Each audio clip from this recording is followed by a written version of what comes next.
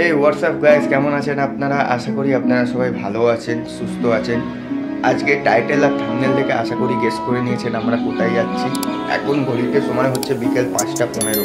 কলকাতায় যেই লেভেলের গরম পড়েছে, এই গরম থেকে রেহাই পাওয়ার জন্য কয়েকদিনের জন্য বেরিয়ে পড়ছি পাহাড়ের উদ্দেশ্যে। পাহাড় বলতে প্রথমেই উঠে আসে বাঙালির কাছে দার্জিলিং। দার্জিলিং শুধুই পাহাড় নয়, দার্জিলিং হচ্ছে বাঙালির ভালোবাসার জায়গা, আবেগ, ইমোশন অনেক কিছু জড়িয়ে রয়েছে এই দার্জিলিংয়ের সঙ্গে। আর আমাদের ট্রেন হচ্ছে রাত্রি 10টা 5 হাওড়া থেকে নিউ জলপাইগুড়ির উদ্দেশ্যে। Train number 15721 down Howrah new Jalpaiguri express. এই ট্রেনে করে আজকে আমরা জার্নি করব। আর সমস্ত রকম ট্রেন জার্নি ব্লগটা আপনাদের সঙ্গে তুলে ধরলাম এই ভিডিওর মাধ্যমে। তো ব্লগটা শেষ পর্যন্ত দেখার অনুরোধ রাখছি, আশা করি ইনফরমেটিভ হতে পারে। আর বন্ধুরা, জার্নি স্টার্ট হচ্ছে সোদপুর থেকে। বন্ধুরা, যেহেতু আমাদের এটা রাতের ট্রেন, সেহেতু রাখি এখন খাবারটা রেডি করে নিচ্ছে। যেহেতু এই ট্রেনে কোনো রকম প্যান্ট্রি কার বা অনবোর্ড ক্যাটারিংয়ের সুযোগ সুবিধা নেই, সেহেতু রাতের খাবারটা আমরা বানিয়ে নিয়ে যাচ্ছি। আর চলুন আমার লাগেজটা গুছিয়ে নিয়ে ডিরেক্ট দেখা হচ্ছে অন দ্য ওয়ে রাস্তায়। লাগেজ অলমোস্ট গোছানো ডান, সেরকম কিছু নিইনি, যা যা নিয়েছি অল্প কিছুর মধ্যে আপনাদেরকে একবার দেখিয়ে দিই। তো এই দিকটা নিয়েছি 3 সেট জিন্স, কিছু আন্ডার গার্মেন্টস, সাথে নিয়েছি কটা টি শার্ট বা শার্ট নিয়েছি। হ্যাঁ, আর একটা জ্যাকেট নিয়েছি, যেহেতু ওখানে টাইগার হিল দেখতে গেলে এপ্রিল মাসেও ওখানটা ঠান্ডা পড়তে পারে। আর এখানে নিয়েছি কিছু শাওয়ার জেল, বডি ওয়াশ, এইগুলো আর কি। তো এই হচ্ছে লাগেজ।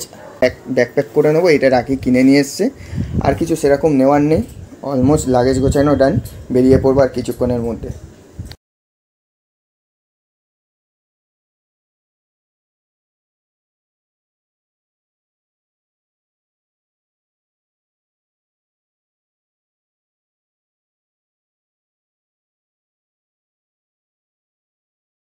এটা সময় হচ্ছে 8:15। অনেকক্ষণ ধরে ওয়েট করে একটা ক্যাব পেলাম। যেহেতু এবার একটা কথা বলা হয়নি, যেহেতু আমাদের এটা একটা গ্রুপ ট্রিপ। আমি এটা আগের যখন ইন্ট্রো দিচ্ছিলাম তখন বলা হয়নি, আমাদের টোটাল 11 জনের গ্রুপে আমাদের একটা গ্রুপ ট্যুর হচ্ছে। বাকিরা সবাই চলে গেছে হাওড়া স্টেশনে। এবার লাস্ট আমি আর রাকি যাচ্ছি আর কি। এখন রয়েছি বিবেকানন্দ রোডের কাছে। আর অনেকক্ষণ ধরে ওয়েট করতে এখন একটা ক্যাব পেলাম। তো উবেরের বুকিংও অনেক, তো দেখা যাক কত তাড়াতাড়ি পৌঁছাতে পারি। ট্রেন তো রাত্রির ওই 10টার সময়, তো অসুবিধার কিছু নেই, আশা করি পৌঁছে যাবো তাড়াতাড়ি।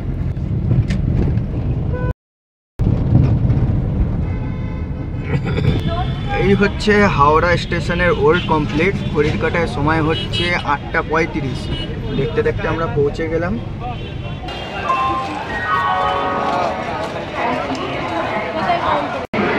তো বন্ধুরা, এখন ঘড়ির কাটায় সময় হচ্ছে 9:05 বাকি। আর এখন আমরা দাঁড়িয়ে আছি হাওড়া ওল্ড কমপ্লেক্সের ভেতরে। তো আমার পেছনে দেখতে পাচ্ছ এই দিকটা রয়েছে আপনার এক্সিকিউটিভ লাউঞ্জ, আর এই দিকটা রয়েছে ফুড প্লাজা। তো যারা দূর থেকে আসবেন, ধরুন কলকাতার বাইরে থেকে যারা আসছেন, তারা ট্রেন যদি লেট থাকে, তারা ঘন্টা পিছু 20 টাকা কি 70 টাকার বিনিময় আপনারা ওয়েট করতে পারেন ওই ফুড প্লাজাতে বা এক্সিকিউটিভ লাউঞ্জে। তো আমরা যেহেতু আমাদের একটা গ্রুপ ট্যুর হচ্ছে, সবাই আগে দাঁড়িয়ে আছে 13 নম্বর প্ল্যাটফর্মের সামনে, সেহেতু আমরা আর ভেতরে গেলাম না, দেখাতে পারলাম না সেরকম ভেতরের কিছু। নেক্সট কোনো জার্নিতে আশা করি ভেতরে সম্পূর্ণ ইনফরমেশান আপনাদের দিয়ে দেবো। তো চলুন আমরা 13 নম্বর প্ল্যাটফর্মের দিকে যাই। যদিও এখনও পর্যন্ত 13 নম্বর প্ল্যাটফর্মে ট্রেন দেয়নি।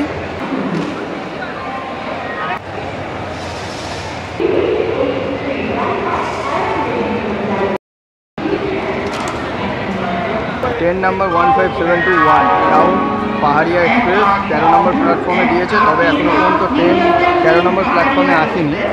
9:33। আর আমাদের ট্রেন দিয়ে দিয়েছে 13 নম্বর প্ল্যাটফর্মে।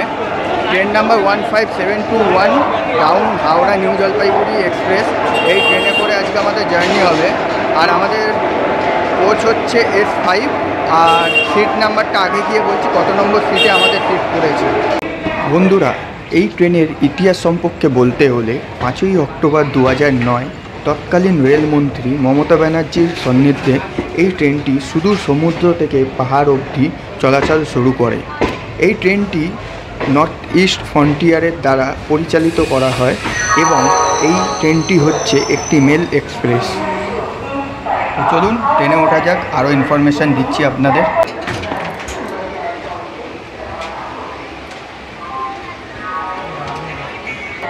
বন্ধুরা, এই ট্রেনের ভাড়া সম্পর্কে বলতে হলে এই ট্রেনে রয়েছে মোট 8টি স্লিপার ক্লাস, 3টি থার্ড এসি এবং একটি ফার্স্ট এসি কাম থার্ড এসি। এবং এই ট্রেনে রয়েছে বন্ধুরা, যেহেতু আমরা হাওড়া থেকে নিউ জলপাইগুড়ি পর্যন্ত যাচ্ছি, সেহেতু এই ট্রেনের ভাড়াগুলি হচ্ছে হাওড়া থেকে নিউ জলপাইগুড়ি পর্যন্ত স্লিপার কোচের ভাড়া হচ্ছে 340 টাকা, এসি থার্ড 950 টাকা এবং ফার্স্ট এসি 2205 টাকা। এবং রয়েছে দুটি জেনারেল আনরিজার্ভ কোচ, যার ভাড়া 210 টাকা। বন্ধুরা, এই ট্রেনে কোনো রকম প্যান্ট্রি কার বা ক্যাটারিংয়ের সুযোগ সুবিধা নেই বা কোনো রকম অনবোর্ড ক্যাটারিংয়ের সুযোগ সুবিধা নেই। তবে বাড়ি থেকে আসলে পরে এই ট্রেন ধরলে অবশ্যই রাতের খাবার আপনারা বাড়ি থেকে। তো বন্ধুরা, চলুন গিয়ে আপনাদের একবার আমাদের এই ট্রেনের সিটটা দেখিয়ে দিই। এই ট্রেনের আমাদের সিট হচ্ছে দুদিকে আপার লোয়ার এবং মিডিল বার, সামনে রয়েছে একটা আয়না। এটা সেই পুরনো আইসিএফ কোচ বন্ধুরা। এবং চলুন আমরা একবার ওয়াশরুমটা আপনাদের দেখি। এই ট্রেনের মধ্যে রয়েছে একটি বেসিন, রয়েছে একটা মিরার, পরিষ্কার তো সেরকম নয়, দেখেই বোঝা যাচ্ছে। আর রয়েছে দুদিকে দুটো টয়লেট। এদিকে টয়লেটটা যদি খোলা যায় দেখতে গেলে এই হচ্ছে ওয়াশরুমের কন্ডিশন। ওয়াশরুমের ভেতরে রয়েছে একটা মিরার, রয়েছে একটা বেসিন, আর এইদিকে রয়েছে ওয়েস্টার্ন স্টাইল একটা ওয়াশরুম, যার কন্ডিশন খুবই খারাপ। সময় ঘড়িতে 10:05 আর আমাদের ট্রেন ছেড়ে দিল হাওড়া স্টেশন থেকে। কলকাতাকে বিদায় জানিয়ে আমাদের জার্নি স্টার্ট করলাম হাওড়া স্টেশন থেকে। Train number 22302 new Jalpaiguri Howrah Vande Bharat express, মানে এখন নিউ জলপাইগুড়ি থেকে হাওড়ার দিকে আসছে আর কি।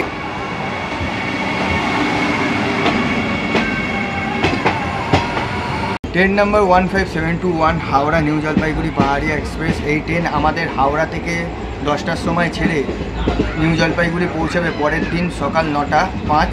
আর এই যাত্রাপথে আমাদের ট্রেন কভার করবে 594 কিলোমিটার। এবং এই 594 কিলোমিটারের মাঝখানে আমাদের ট্রেনের হল্টিং স্টেশন হচ্ছে 8টা এবং ইন্টারমিডিয়েট স্টেশন হচ্ছে 143টা। হাওড়া ছাড়ার পর আমাদের পরবর্তী স্টেশন হচ্ছে ব্যান্ডেল জংশন। এই হাওড়া থেকে ব্যান্ডেল জংশনের মাঝখানে আমাদের ট্রেন কভার করবে 40 কিলোমিটার যাত্রাপথ। তো সম্পূর্ণ ব্লগটা যতটা পারবো আমি চেষ্টা করব, যেহেতু রাতের ট্রেন, তো সবাই ঘুমিয়ে পড়লে আশা করি আমাকেও ঘুমিয়ে পড়তে হতে পারে। ঘড়ির কাটায় সময় হচ্ছে 10:30। তো বাড়ি থেকে কি খাবার নিয়ে এসছে, তো চলুন যাই গিয়ে একটু খেয়ে নিই। এইদিকে রাখি খাবার বার করে নিয়েছে। রাতের খাবার তুমি কি বানিয়েছো? শাহী পনির আর পরোটা। তো এখানে বানিয়ে নিয়ে এসছে শাহী পনির আর পরোটা। তো চলুন রাতের খাবারটা খেয়ে নিই। তার ঘড়ির কাটায় সময় হচ্ছে 11:05। আমাদের ট্রেন হাওড়া থেকে 40 কিলোমিটার পথ অতিক্রম করে পৌঁছালো তার পরবর্তী স্টেশন ব্যান্ডেল জংশন। আর ব্যান্ডেল জংশনে আমাদের ট্রেন এসে পৌঁছালো 3 নম্বর প্ল্যাটফর্মে। আর ব্যান্ডেল ছাড়ার পর আমাদের পরবর্তী স্টেশন হচ্ছে নবদ্বীপ ধাম। আর এই ব্যান্ডেল জংশনে আমাদের ট্রেনের হল্টিং সময় হচ্ছে 2 মিনিট। তো চলুন দেখে পরবর্তী স্টেশনে। এই ব্যান্ডেল স্টেশনে আমাদের ট্রেন 3 মিনিটের মতো ডিলে আছে। তো দেখা যাক পরবর্তী স্টেশন নবদ্বীপ ধাম কখন পৌঁছায়। ব্যান্ডেল থেকে দুটি লাইন ভাগ হয়ে যায়, একটা নবদ্বীপ কাটোয়া আজিমগঞ্জ হয়ে একটা উত্তরবঙ্গের দিকে, আর একটা লাইন চলে যাচ্ছে বর্ধমানের দিকে। 11:05 বাকিতে ব্যান্ডেল স্টেশন থেকে ছাড়লো এবং ব্যান্ডেল ছাড়ার পর আমাদের ট্রেনের পরবর্তী স্টেশন হচ্ছে নবদ্বীপ ধাম। এই ব্যান্ডেল থেকে নবদ্বীপ ধামের মাঝখানে আমাদের ট্রেন কভার করবে 66 কিলোমিটার। সময় 12:05 বাকি। ব্যান্ডেল জংশন থেকে দীর্ঘ 40 কিলোমিটার পথ অতিক্রম করে আমাদের ট্রেন এসে পৌঁছালো তার পরবর্তী স্টেশন নবদ্বীপ ধাম। আর নবদ্বীপ ধামে আমাদের ট্রেন এসে পৌঁছালো 3 নম্বর প্ল্যাটফর্মে। ঠিক 2 মিনিটের মধ্যে আমাদের ট্রেন ছেড়ে দিল নবদ্বীপ ধাম থেকে। আর নবদ্বীপ ছাড়ার পরবর্তী স্টেশন হচ্ছে কাটোয়া জংশন। মোটামুটি ওই 13 মিনিটের মতো ডিলে আছে। আমাদের ট্রেন এখন ওই 106-107 স্পিডে চলছে। ম্যাক্সিমাম স্পিড হচ্ছে 111 কিলোমিটার পার আওয়ার আর অ্যাভারেজ স্পিড হচ্ছে 104 কিলোমিটার। তো দেখা যাক 111 কিলোমিটার ছোঁয়ে কিনা, কিন্তু 110-এ এসে স্টপ হয়ে যাচ্ছে। ওই 107, 105, 110-এর মধ্যেই রান করছে আর কি।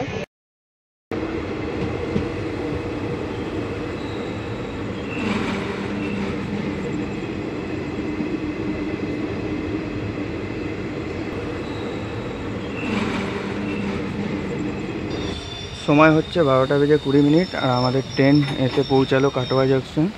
আর কাটোয়া জংশনে আমাদের ট্রেন এসে পৌঁছালো 4 নম্বর প্ল্যাটফর্মে। আমাদের ট্রেনের অপোজিট লাইনে দাঁড়িয়ে রয়েছে ট্রেন নাম্বার 13033 হাওড়া কাটিয়ার এক্সপ্রেস। সময় 12:30 আমাদের ট্রেন 2 মিনিট হল্টের পর ছেড়ে দিল কাটোয়া জংশন। আর কাটোয়া ছাড়ার পর আমাদের ট্রেনের পরবর্তী স্টেশন হচ্ছে খাগড়াঘাট রোড।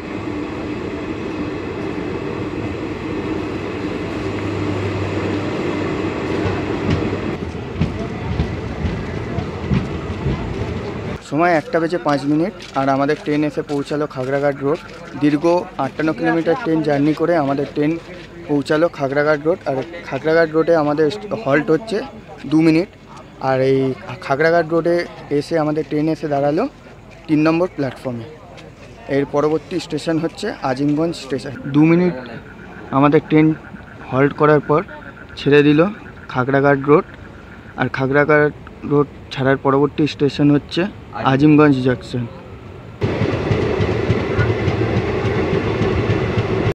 সময় 1:20 আর আমাদের ট্রেন 20 কিলোমিটার পথ অতিক্রম করে এসে পৌঁছালো তার পরবর্তী স্টেশন আজিমগঞ্জ স্টেশন। আর এই আজিমগঞ্জ ছাড়ার পর আমাদের ট্রেন পরবর্তী স্টেশন পৌঁছাবে মালদা টাউন। আজিমগঞ্জ স্টেশনে আমাদের ট্রেন এসে দাঁড়ালো 1 নম্বর প্ল্যাটফর্ম। এই আজিমগঞ্জ থেকে আপনারা নলহাটি যাওয়ার ট্রেন পেয়ে যাবেন। মালদায় ঢোকানোর সময় হচ্ছে ভোর 4:05। সময় 1:55 আমাদের ট্রেন দীর্ঘ আধ ঘন্টা হল্টের পর ছেড়ে দিল আজিমগঞ্জ জংশন। আজিমগঞ্জ ছাড়ার পর আমাদের ট্রেনের পরবর্তী স্টেশন হচ্ছে মালদা টাউন। এই আজিমগঞ্জ থেকে মালদা টাউন পর্যন্ত আমাদের ট্রেন টোটাল কভার করবে 114 কিলোমিটার নন স্টপ জার্নি।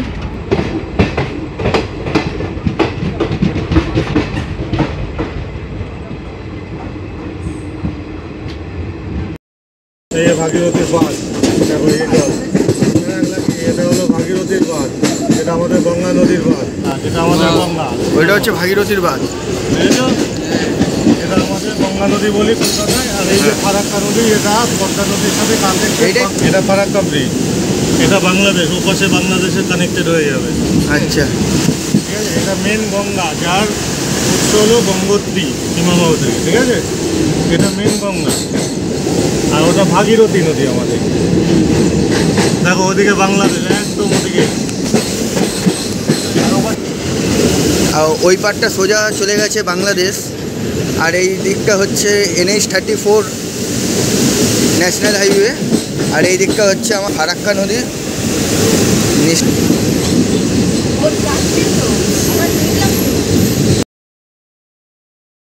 ঘড়িতে সময় বাজছে ওই 5:45 আর আমাদের ট্রেন এসে পৌঁছালো বারসই জংশন। আর বারসই জংশন হচ্ছে বিহার রাজ্যে পড়ে এই স্টেশনটা। আর বারসই জংশনে আমাদের ট্রেন এসে দাঁড়িয়েছে 2 নম্বর প্ল্যাটফর্মে। আর বারসই জংশন ছাড়ার পর পরবর্তী স্টেশন হচ্ছে কিষানগঞ্জ।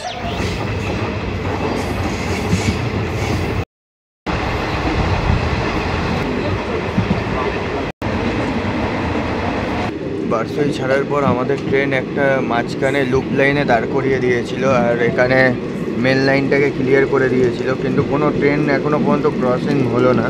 এবারে আগে হয়তো কোনো লাইন হয়তো ক্লিয়ার ছিল না, সেই কারণে হয়তো গাড়িটাকে আমাদের দাঁড় করিয়ে দেওয়া হয়েছে। ট্রেন অলমোস্ট আমাদের আধা ঘন্টার মতো ডিলে আছে।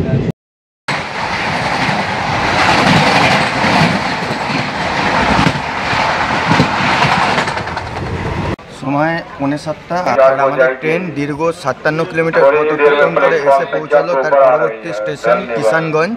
আর কিষানগঞ্জে আমাদের ট্রেন এসে দাঁড়িয়েছে 1 নম্বর প্ল্যাটফর্মে। আর এখানে আমাদের হল্ট হচ্ছে 2 মিনিট। কিষানগঞ্জ ছেড়ে দেওয়ার পর আমাদের ট্রেনের পরবর্তী স্টেশন হচ্ছে নিউ জলপাইগুড়ি। আর এই কিষানগঞ্জ হচ্ছে সর্বশেষ হল্টিং স্টেশন এই ট্রেনের। ঘড়িতে সময় হচ্ছে 6:50 আর আমাদের ট্রেন ছেড়ে দিল কিষানগঞ্জ স্টেশন। কিষানগঞ্জ ছাড়া আমাদের ট্রেনের পরবর্তী স্টেশন হচ্ছে নিউ জলপাইগুড়ি। আর এই কিষানগঞ্জ থেকে নিউ জলপাইগুড়ির মাঝখানে আমাদের ট্রেনের দূরত্ব হচ্ছে 94 কিলোমিটার। ট্রেনটা জাস্ট কার্ভ নিচ্ছে, অসাধারণ লাগছে। আগরতলা থেকে শিয়ালদা কাঞ্চনজঙ্ঘা এক্সপ্রেস।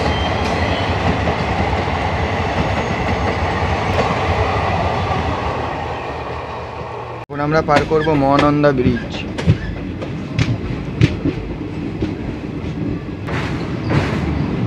এই হচ্ছে মহানন্দা নদী। নদীতে এই মুহূর্তে সেরকম কোনো জলই নেই। সময় 8:25 আর আমাদের ট্রেন দীর্ঘ 594 কিলোমিটার পথ অতিক্রম করে পৌঁছালো তার সর্বশেষ স্টেশন নিউ জলপাইগুড়ি স্টেশন। আর এখানে ট্রেন ঢোকানোর কথা ছিল 9:05, কিন্তু আমাদের ট্রেন 8:25-এ ঢুকিয়ে দিয়েছে নিউ জলপাইগুড়ি। তো বাইরে যাওয়া যাক, বাইরে আমাদের জন্য গাড়ি ওয়েট করছে। যেহেতু আমরা প্যাকেজে এসেছিলাম, আপনাদের হয়তো বলা হয়নি, আমরা প্যাকেজে এসেছিলাম, তাই আমাদের গাড়ি বাইরে দাঁড়িয়ে রয়েছে। যখনই বন্ধুরা আপনারা ফুটব্রিজ থেকে স্টেশনে বাইরের দিকে যাবেন, তখনই দেখবেন ফুটব্রিজের ওপরে এরকম দার্জিলিং হিমালয়ান রেলওয়ে লেখা আছে। আর এই দিকেই হচ্ছে টয় ট্রেন ছাড়ে, এই স্টেশন থেকে টয় ট্রেন ছাড়ে, যেই টয় ট্রেনটা নিউ জলপাইগুড়ি থেকে দার্জিলিংয়ের উদ্দেশ্যে যায়। প্রতিদিন সকাল 10টা, 10:30 এরকম এখান থেকে দার্জিলিংয়ের দিকে যায়। তো চলুন বাইরের দিকে যাওয়া যাক। 9:15 আর আমরা নিউ জলপাইগুড়ি স্টেশনের বাইরে বেরালাম। এখানে গরম মারাত্মক, মানে সেই কলকাতায় যেরকম গরম ছিল নিউ জলপাইগুড়ি স্টেশনের বাইরেও সেরকম মাত্রায় গরম। আর এখান থেকে শেয়ার গাড়ি তো সামনে স্ট্যান্ড রয়েছে, আপনারা এখান থেকেও শেয়ার গাড়ি বা গাড়ি বুক করে বেরিয়ে যেতে পারেন। সিকিম গেলে সিকিম, দার্জিলিং গেলে দার্জিলিং। এবং এখান থেকে আপনারা একটু বাইরে বেরিয়ে গেলে টোটো স্ট্যান্ড আছে বা অটো স্ট্যান্ড আছে, সেখান থেকে আপনারা বেরিয়ে গিয়ে টোটো বা অটো নিয়ে শিলিগুড়ি জাংশন বেরিয়ে যেতে পারেন।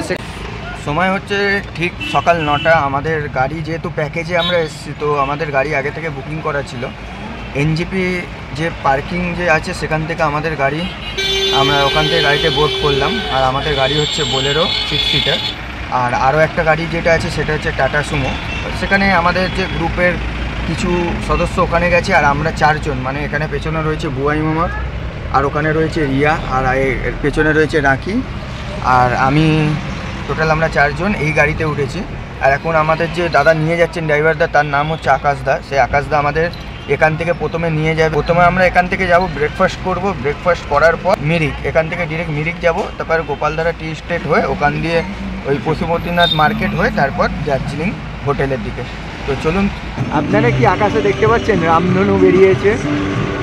সময় 10:05 আর আমাদের গাড়ি মাঝ রাস্তায় একটা জায়গায় দাঁড়ালো রেস্টুরেন্টে, এখানে একটু ব্রেকফাস্ট করার জন্য। তো ব্রেকফাস্ট অর্ডার করে দিয়েছি। অর্ডারে দিয়েছি রাখির জন্য একটা এগ ম্যাগি, আর আমার জন্য নিয়েছি একটা চিকেন মোমো আর 1 কাপ চা। যেহেতু সকাল থেকে একবারও চা খাওয়া হয়নি, তাই আমি আমার জন্য একটা চা নিয়েছি। তো আমি ফার্স্ট টাইম না, আগে 1-2বার খেয়েছি, আর এখন চা ট্রাই। এর আগে চা খেয়েছো? খেয়েছি বলতে খুব জোরাজোরিতে ওই এক চুমুক এরকম খেয়েছি। যাই হোক, এখানে একটা খেয়ে দেখি একটু চা। দার্জিলিংয়ের চা অবশ্যই ভালো হবে। কিরকম খেয়ে বলো একবার। সত্যিই ভালো খেতে, চায়ের টেস্টটাই আলাদা, মানে আমাদের ওখানকার মতো না, সত্যিই খুব সুন্দর খেতে। আর ব্রেকফাস্টে তুমি কি নিয়েছো? ব্রেকফাস্টে এই মোমো নিয়েছি, চিকেন মোমো। কপিস আছে 1 প্লেটে? এখানে 8 পিস আছে চিকেন মোমো, আর এখানে সস দিয়েছে। ওই যে ঝাল সসটা একবার খেয়ে দেখবে কিরকম ঝাল। হ্যাঁ, দেখো গরম আছে, খেয়ে তোমাদের জানাচ্ছি যে কেমন খেতে লাগে। আমি এই মোমোটা ট্রাই করলাম, একটা খেয়ে নিয়েছি এখান থেকে, বেশ ভালোই খেতে। তোমাদের দেখাই, জুসি কিন্তু ভেতরটা না, ভেতরটা খুবই জুসি আর খুব গরম আছে। যাই হোক, তোমাদের খেয়ে বলছি, আমি তো খেয়ে দেখেইছি আগে। গরম গরম এগ ম্যাগি। যদি আমি ফুড ব্লগার নই, খেয়ে যেরকম বুঝবো সেরকমই বলবো।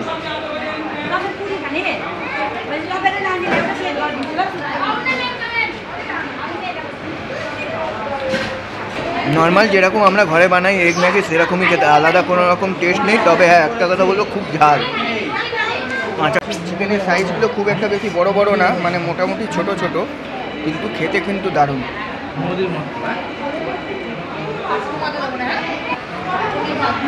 অনেকক্ষণ পর চাটা খেলাম, মানে ট্রেনে সেইভাবে চাই পাইনি সকালবেলা। ওই নিচ থেকে আমরা ওপরের দিকে উঠলাম, একবারে নিচ থেকে। এখান থেকে আরও উপরে উঠবো, এখনও মিরিক আসেনি। সময় হচ্ছে 12:05 বাকি। আর গাড়িধুরা থেকে ব্রেকফাস্ট করে 27 কিলোমিটার অতিক্রম করে এখন আমরা পৌঁছালাম মিরিক লেক। যেহেতু আমাদের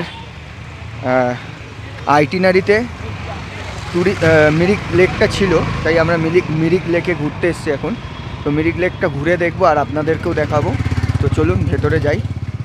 এইটা হচ্ছে বন্ধুরা মিরিক লেকের এন্ট্রি গেট, আর এন্ট্রি গেটের পাশেই রয়েছে টিকিট কাউন্টার। প্রবেশ মূল্য হচ্ছে 20 টাকা করে। এই হচ্ছে মিরিক লেকের এন্ট্রি পাস বা এন্ট্রি ফি, 20 টাকা করে টিকিট। তো এটাই হচ্ছে মিরিক লেকের এন্ট্রি গেট। সুন্দর একটি জায়গা মিরিক লেক, দারুণ জায়গা। ওই দিকটা রয়েছে একটা ব্রিজের মতো, ফটোশ্যুটের জন্য বেস্ট জায়গা। প্রত্যেকটা জায়গা হচ্ছে সুন্দর। আর সামনে হচ্ছে মিরিক লেকটা। এটাই হচ্ছে বন্ধুরা মিরিক লেকের একটা অংশ। বড় অংশটা হচ্ছে ঠিক ওই পাটটায়, যেদিকে আপনারা গাড়িগুলো দেখতে পাচ্ছেন।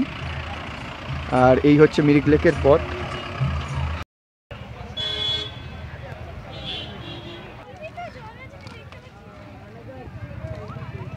এই হচ্ছে সুদূর বিস্তৃত মিরিক লেক। আর মিরিক লেকে আসলে পরে অবশ্যই আপনারা করে নিতে পারেন বোটিং। এই দিকটা রয়েছে বোটিং, আর বোটিং পয়েন্টটা ঠিক রয়েছে ওই দিকটায় আর কি, সুদূর ওই প্রান্ত থেকে পুরো একদম এই প্রান্ত পর্যন্ত। আর মাঝখানে রয়েছে এই সাঁকো, এই সাঁকো পেরিয়ে আপনারা ওই পারেও যেতে পারেন। আর ফটোশ্যুট করার জন্য বেস্ট জায়গা। আর ওই জায়গাটায় গেলে পরে আপনারা আই লাভ মিরিক ফটোশ্যুট করতে পারেন। বন্ধুরা মিরিক লেক আসলে পরে অবশ্যই এই ব্রিজটা পার করলে পরে, মানে ছোট সাঁকোটা পার করলে এইদিকে রয়েছে ঘোড়া, এই হর্স রাইডিং, মানে ঘোড়ায় কিছুটা চড়তে পারেন। এখানে ঘোড়ায় করে আগে যেতে পারেন। হয়তো 100 টাকা কি 200 টাকা মূল্য পিছু আপনারা ঘোড়া পেয়ে যেতে পারেন এখানে।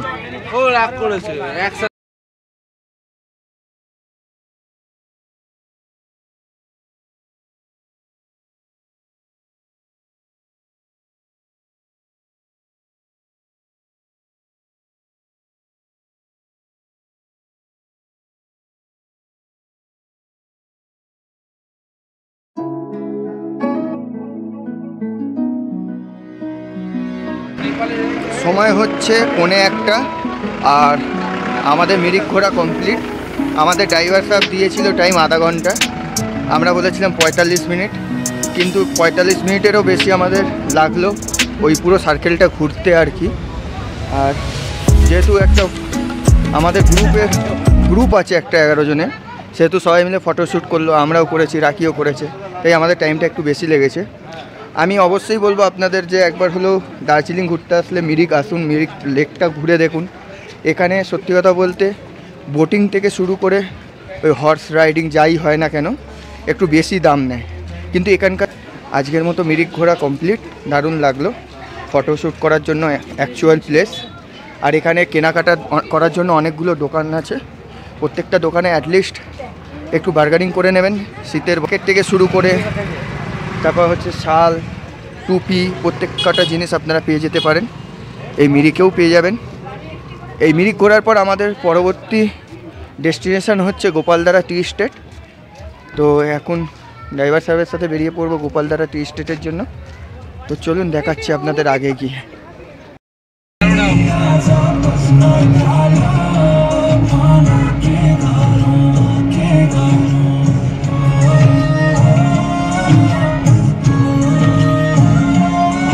আমরা মিরিক লেক দেখার পর 7 কিলোমিটার কি 8 কিলোমিটার ড্রাইভ করে পৌঁছে গেলাম গোপালধারা টি এস্টেট। আর গোপালধারা টি এস্টেটটা অপরূপ সুন্দর একটি জায়গা। হ্যাঁ, দুদিকে রয়েছে চায়ের বাগান, এই দিকেও ধাপ চাষ করে, মানে এইগুলো হচ্ছে ধাপ চাষ করে চা চাষ করা হয়। আর এই দিকটাও হচ্ছে, পেছনেও হচ্ছে চা বাগান, পুরো ধাপ চাষ করে তৈরি করেছে। আর এই জায়গার দৃশ্যটা দেখুন, ওই দিকটা যাওয়া অ্যালাউ নেই বলছে, এই দিকটা আগে, কিন্তু আমি এখান থেকে দেখাচ্ছি। দারুণ একটা জায়গা, ভিউ অসাধারণ। বলবো একবার লাইফে হলেও দার্জিলিং ঘুরতে আসুন। আর এই হচ্ছে চা পাতা আমাদের, আর এখানে হচ্ছে সেই চায়ের চাষ করা হচ্ছে। এই ছোট ছোট যে কুড়িগুলো যে হয়, এইগুলোই বড় হয়ে চা পাতায় হয় আর কি, এই ছোট ছোট কুড়িগুলো। অপরূপ সুন্দর জায়গা, লাইফে একবার হলেও দার্জিলিং আসা উচিত। আর আমরা ভাবতেও পারিনি যে দার্জিলিংয়ের রাস্তা এতটা ওপর নিচ হবে, মানে স্রোত ঠান্ডা হাওয়া বইছে। হ্যাঁ, খুব সুন্দর ঠান্ডা হাওয়া বইছে এখানে, অসাধারণ জায়গা।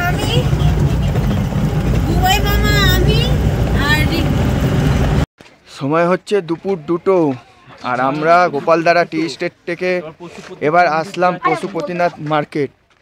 এখান থেকে 6.4 কিলোমিটার হচ্ছে সীমানা, 47 কিলোমিটার হচ্ছে সান্দাকফু, মানে নেপাল দিয়েই সান্দাকফু যাওয়া যায়, ভায়া সুকিয়া হয়। আর এখান থেকে 29 কিলোমিটার হচ্ছে দার্জিলিং। ইন্ডিয়ান আর্মি জয় হো, জয় হিন্দ, জয় হিন্দ।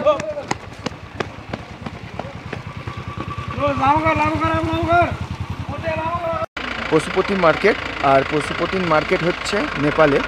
এখানে যে কোনো একটা আইডি কার্ড অবশ্যই মনে করে নিয়ে আসবেন, হয়তো আধার কার্ড বা ভোটার কার্ড, যে কোনো একটা কার্ড এখানে দেখিয়ে এন্ট্রি করতে হবে।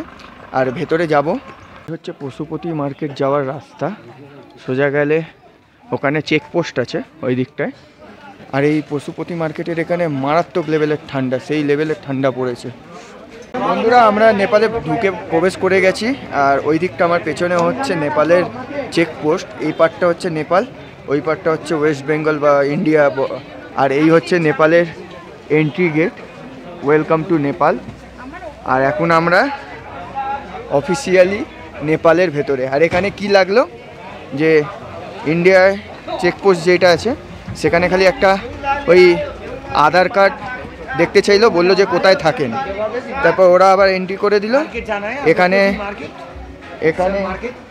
আবার নেপালে যখন ঢুকলাম আর কি, পুলিশেরই চেকপোস্ট যেটা আছে সেখানে আধার কার্ড দুজনে নিল, আমার আর রাখি, নিয়ে একটা এন্ট্রি করে দিল। এন্ট্রি করে আর কি ভেতরে ছেড়ে দিল। তো এই হচ্ছে পশুপতি মার্কেট।